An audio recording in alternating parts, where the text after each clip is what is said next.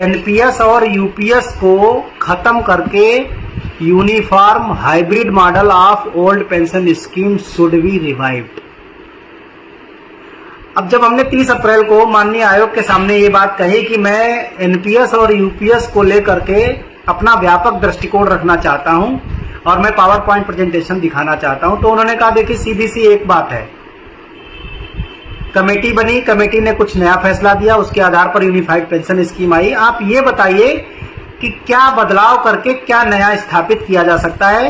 आप स्क्रैप तो सभी बोलते, पूरी दुनिया बोलती है कि इसको स्क्रैप करके ओल्ड पेंशन स्कीम बहाल करिए, इसके अलावा बताइए आप कैसे कर सकते हैं।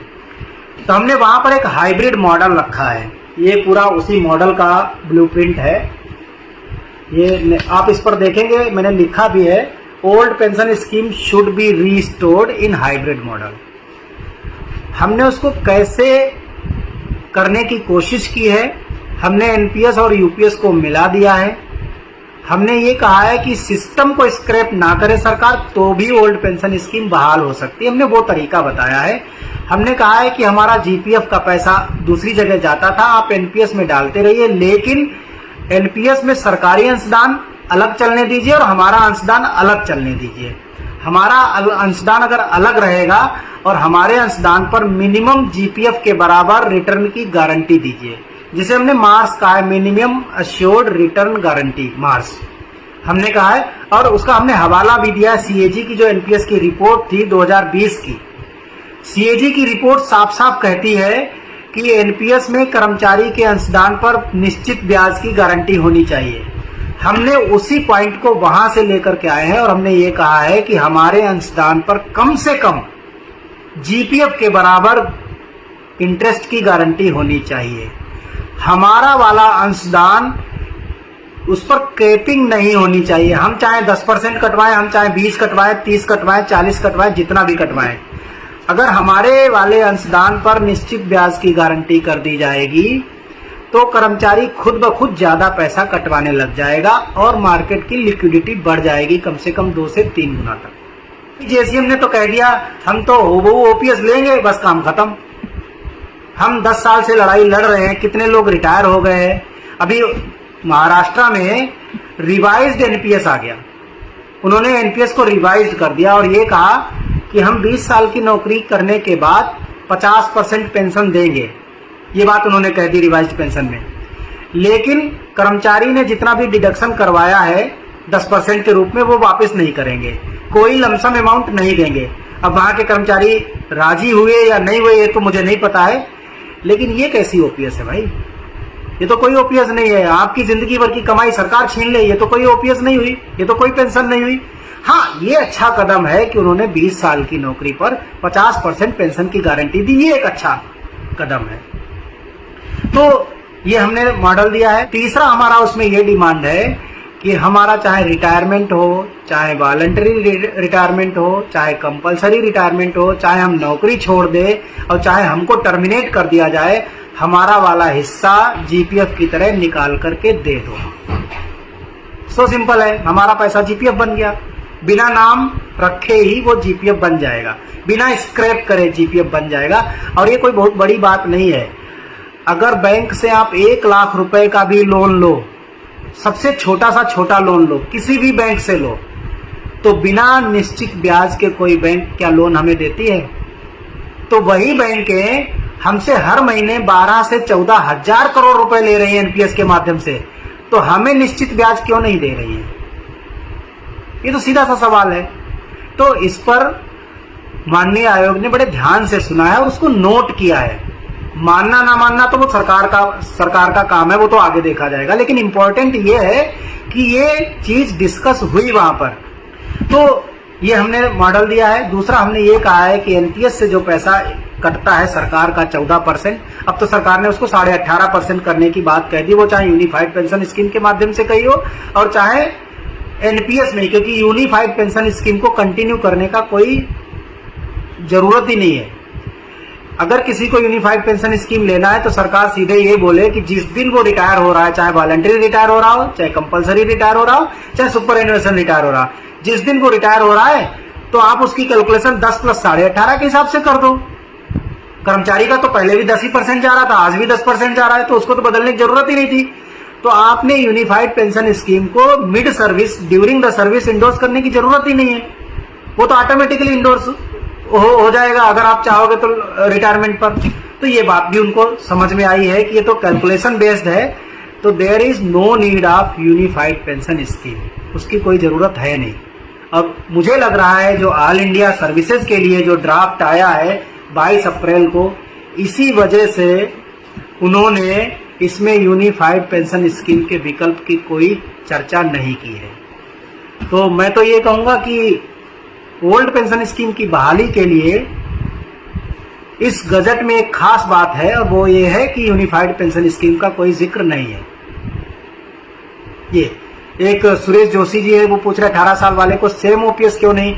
तो भैया 18 साल वाले को सेम ओपीएस इसलिए नहीं, अलग अलग स्टेट में किसी राज्य में मैं बात करता हूं, जैसे उत्तर प्रदेश में 20 साल की नौकरी पर 50% पेंशन है, छत्तीसगढ़ में 33 साल की नौकरी पर 50% पेंशन है, 33 ईयर, उसके पहले रिटायर हो गए तो उसी प्रोपोर्शनेट में कम हो जाएगी पेंशन। राजस्थान में 28 साल थी, उसको घटा के 25 साल करके गए हैं गहलोत साहब, पूर्व मुख्यमंत्री साहब।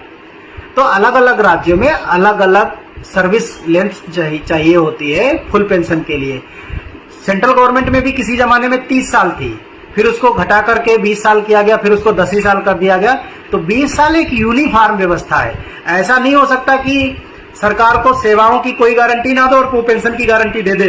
पेंशन की गारंटी भी तभी मिलती है जब कुछ निश्चित सेवाओं की गारंटी दी जाती है। ये तो मतलब एक जैसा ही है, आप सेवाएं जितनी लंबी दोगे सरकार भी उसी हिसाब से आपको गारंटी देगी। तो 20 साल यूनिफॉर्म व्यवस्था है। हम ये बात कर रहे हैं कि 20 साल पूरे देश में लागू होना चाहिए, ना कि केवल सेंट्रल में। हर राज्य में भी 20 ही साल होना चाहिए। 33 साल और 25 साल जहां कहीं भी है उसको एबोलिश करना चाहिए। 20 साल में 50% पेंशन की गारंटी होनी चाहिए। तो एक तो ये एनपीएस और यूपीएस के हाइब्रिड मॉडल से ओल्ड पेंशन स्कीम का मुद्दा है। दूसरा है इनका case rule number 13, pre mature retirement. Pre mature retirement, देखिए प्री मैच्योर रिटायरमेंट सरकार करती है, कर्मचारी खुद या अधिकारी खुद नहीं ले सकता है, ये सरकार करेगी। सरकार क्या करती है कि ऑल इंडिया सर्विसेज के अधिकारियों के लिए 15 साल की नौकरी पूरी होने के बाद उनका रिव्यू करती है, उनकी पूरी सर्विस पैटर्न को रिव्यू करती है। रिव्यू करने के बाद अगर उनको ये लगता है कि ये अधिकारी आगे काम करने के लिए ठीक है, बायस नहीं है, मतलब उस पर कोई भी इस तरह का कोई आरोप प्रत्यारोप नहीं है, या कोई इस तरह की उसने कॉन्स्टिट्यूशन को मतलब जो है वो नहीं किया है, तो ऐसे तब उनको रिव्यू करने के बाद उनकी आगे की सर्विस कंटिन्यू करती है। तो ये कहा गया है कि 15 साल की नौकरी पूरी करने के बाद कंसर्न गवर्नमेंट को अगर ये लगता है कि ये अधिकारी नौकरी में बने रहने के लिए नहीं है तो प्री मैच्योर रिटायरमेंट उसका कर सकती है। फिर दूसरा है कि 25 साल की नौकरी पूरी होगी, एक बार 15 साल की नौकरी पूरी होने पर, दोबारा 25 साल की नौकरी पूरी होने पर। हालांकि हम लोगों के केस में 56J, जिसे हम कंपलसरी रिटायरमेंट कहते हैं, 56J1 हम लोगों के केस में वो लागू होता है। इनके मामले में 56J1 जैसा कोई टर्म नहीं है ऑल इंडिया सर्विसेज के लिए, कहा ही नहीं गया है। हालांकि इन्होंने ये कहा है कि प्री मैच्योर रिटायरमेंट में अगर कोई एलिगेशन इस तरह से पाता है कि सरकार को लगता है कि नौकरी करने के लिए ठीक व्यक्ति नहीं है, तो उनको कंपलसरी रिटायरमेंट दे सकते हैं। तो या तो 15 साल की नौकरी के बाद रिव्यू करने पर, या 25 साल की नौकरी के बाद, या फिर वो 50 साल के हो गए हैं तो भी। एक तीसरा केस और भी है कि अगर सरकार को लगता है कि बहुत ही गंभीर आरोप है तो वो कभी भी रिव्यू कर सकती है, ये भी एक क्लॉज डाला गया है। खैर, हम लोगों के केस में तो 56J है, वो 55 साल की उम्र पर आता है। 55 साल की उम्र अगर उस समय सरकार रिव्यू करती है और ये पाती है कि काम करने के लिए नहीं है, एलिजिबल है, योग्य नहीं है, क्वालिफाई नहीं कर पा रहा है, तो उसको जबरिया रिटायर कर देती है।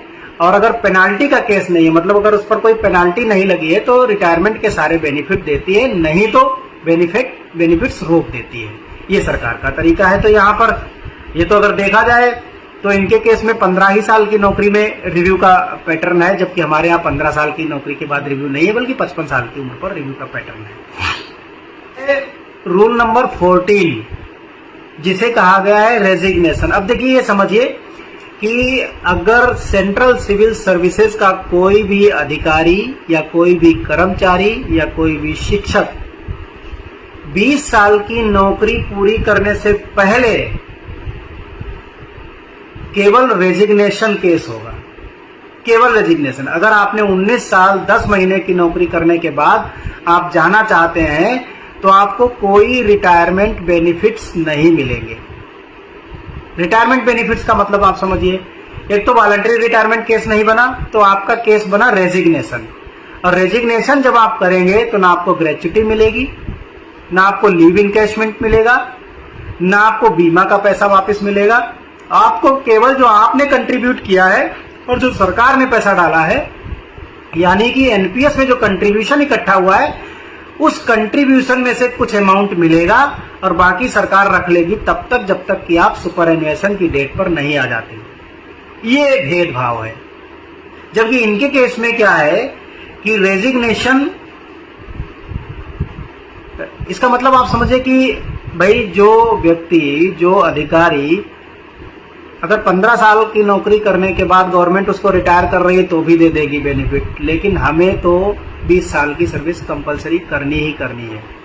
और उस पर से हम वॉलंटरी रिटायरमेंट अगर हम लेते भी है तो फिर वो 20 और 80 का फार्मूला लागू होगा हम पर। 20% मिलेगा और 80% की उसी दिन से हमको एन्युटी मिलना शुरू होगी। 20 साल की कंपलसरी सर्विस चाहिए उसमें। लेकिन इनके केस में रेजिग्नेशन तो वो कर सकते हैं, तो इसका मतलब ये भी हो गया कि 5 साल की कम से कम उनके केस में बचत है। भले ही कुछ विशिष्ट परिस्थितियों में हो, सबको नहीं है, लेकिन कुछ विशेष परिस्थितियों में, जैसे मेघालय, असम, नागालैंड, त्रिपुरा, सिक्किम और नागालैंड, इनके ऑफिसर्स को ये बचत है। फिर रूल नंबर है 15।